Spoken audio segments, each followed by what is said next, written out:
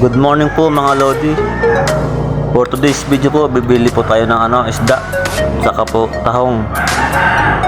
Pang ulam po natin mamayang tanghali, saka isama na rin po natin yung panggabi. At dahil tipid po tayo, kalahati lang pong isda yung ating bibilhin, saka kalahating talong.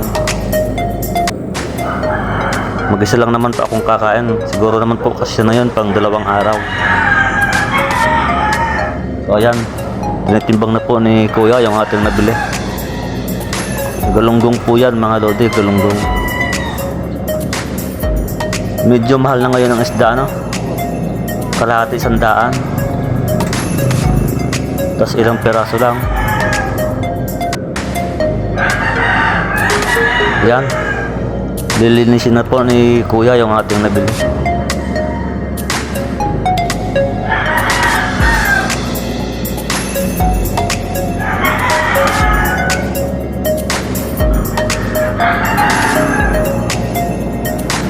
Ayan po. Medyo malayo kasi yung palengke, kaya dito lang tayo sa tapat ng bahay. Mainit na rin kasi yung panahon.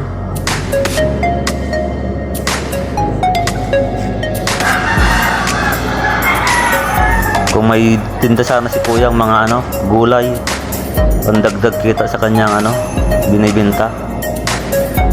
Kaso wala. Maghahanap pa tayo ng pangsahog sa tahong.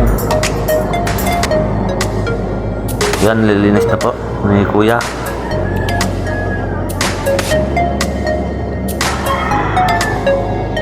Ayan.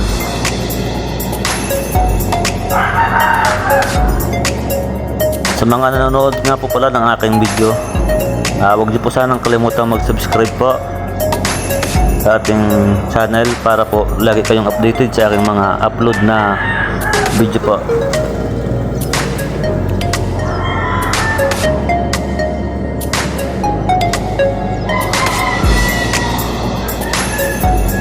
So ayan, tayo po ipuwi na. Dadaan muna tayo sa ating gulayan. Bibili tayong dahon pang sahog sa tahong.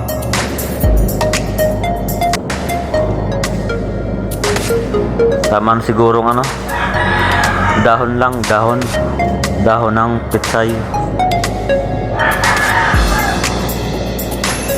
Yan.